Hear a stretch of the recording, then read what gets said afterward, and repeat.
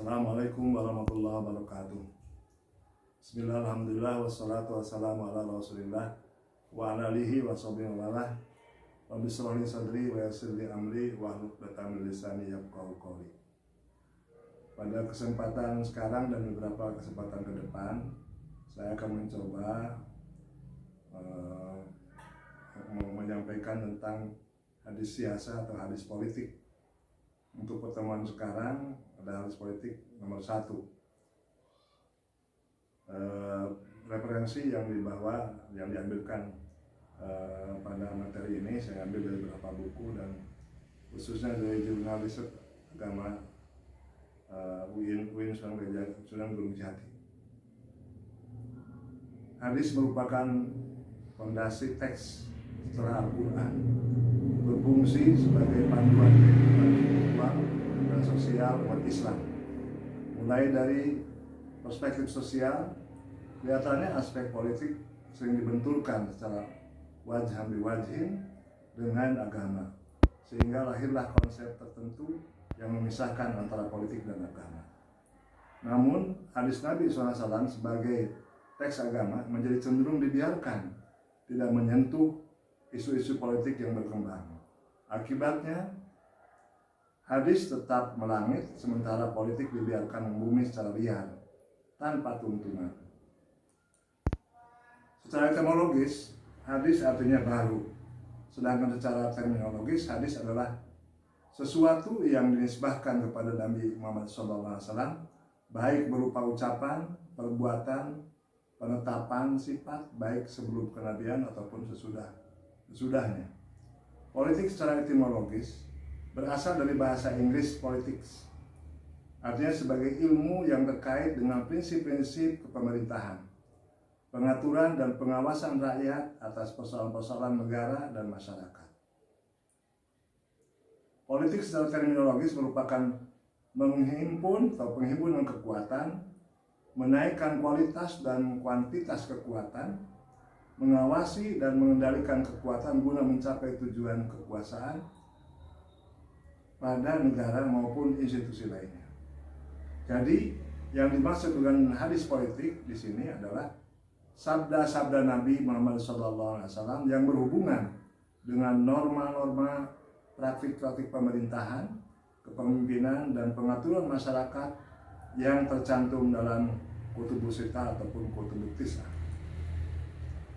Terdapat beberapa hadis Nabi SAW yang berkenaan dengan konsep dasar kepemimpinan, umpamanya pada Sahih Bukhari dan Muslim, diantaranya tentang keharusan pemimpin bertanggung jawab atas kepemimpinannya. Hadis yang sering kita dengar yaitu haddatsana Ismail, haddatsani Malik an Abdullah bin Dinar an Abdullah bin Umar radhiyallahu anhu anna Rasulullah sallallahu alaihi wasallam qala ala kullukum ra'in wa kullukum mas'ulun an ra'iyatihi fal imamu alladhi 'ala an-nasi ra'in wa huwa mas'ulun an ra'iyatihi wal rajulu ra'in 'ala ahli baitihi wa huwa mas'ulun an ra'iyatihi wal mar'atu ra'iyah 'ala ahli baiti zawjiha wa walidiha wa waladihi wa hiya mas'ulatun anhum wa abdul rajuli ra'in ala mali sayyidihi wa huwa mas'ulun anhu alla fa kullukum ra'in wa kullukum mas'ulun an ra'iyatihi. Telah menceritakan kepada kami, Ismail telah menceritakan kepadaku Malik dari Abdullah bin Umar radhiyallahu anhuma, Rasulullah SAW bersabda, ketahuilah setiap kalian adalah pemimpin dan setiap kalian akan dimintai pertanggungjawabannya atas yang dipimpin. Penguasa yang memimpin rakyat banyak, dia akan dimintai pertanggungjawaban atas yang dipimpinnya. Setiap kepala keluarga adalah pemimpin anggota keluarganya, dan dia dimintai pertanggungjawaban atas yang dipimpinnya. Dan istri pemimpin terhadap keluarga rumah suaminya dan juga anak-anaknya, dan dia akan dimintai pertanggungjawabannya terhadap mereka. Dan budak seseorang juga pemimpin terhadap harta tuannya, dan akan dimintai pertanggungjawaban terhadapnya. Ketahuilah, setiap kalian adalah bertanggung jawab atas yang dipimpinnya. Hadis riwayat Muslim, nomor hadis 4878. Hadis di atas sangat jelas menerangkan tentang kepemimpinan setiap orang muslim dalam berbagai posisi dan tingkatannya. Mulai dari tingkatan pemimpin rakyat sampai tingkatan pemimpin terhadap diri sendiri. Semua orang pasti memiliki tanggung jawab dan akan dimintai pertanggungjawabannya oleh Allah Subhanahu wa taala atas kepemimpinannya kelak di akhirat.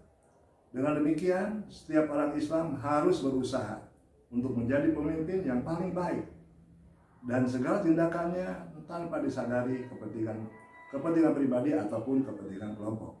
Pemimpin juga harus berbuat adil dan betul-betul memperhatikan dan berubah sesuatu dengan aspirasi rakyatnya.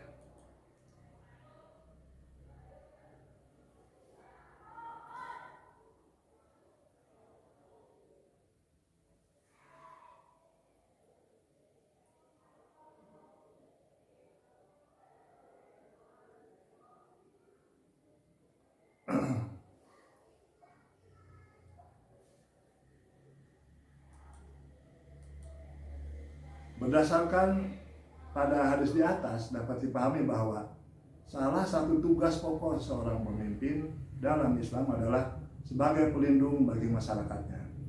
Karenanya rakyat selalu berkaca dan bahkan penuh harap terhadap pemimpinnya. Presiden sebagai orang yang bertanggung jawab penuh atas rakyatnya, termasuk dalam memberikan perlindungan kepada mereka seperti yang disinyalir oleh para ulama. Dalam konteks ini Al-Mawardi memaparkan bahwa salah satu kewajiban pemerintah dalam Islam adalah memberikan perlindungan kepada rakyatnya agar mereka merasa aman baik pada diri mereka maupun pada hartanya, terutama ketika mereka melakukan perjalanan.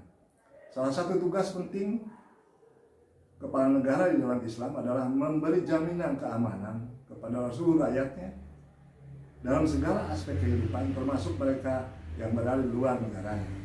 Kepala negara harus mampu memberikan perlindungan kepada mereka serta dapat mengemban secara baik. Oleh otoritas dan kedaulatan tertinggi ada pada Tuhan, pada Allah Subhanahu wa taala. Tuhan sajalah yang berhak menciptakan hukum. Namun demikian, ada satu aspek demokrasi yang dalam arti bahwa kekuasaan atau khilafah dari tangan setiap mukmin. Konsep demokrasi mempunyai arti bahwa Islam memberikan kekuasaan kepada rakyat, tetapi kekuasaan ini dibatasi oleh aturan-aturan dari Tuhan. Kemudian dijelaskan pula pada dalam hadis di atas bahwa pemimpin adalah diibaratkan sebuah perisai bagi rakyatnya. Maka tugas pemimpin adalah melindungi serta mengayomi rakyatnya. Demikian, semoga ada manfaatnya. Assalamualaikum warahmatullahi wabarakatuh.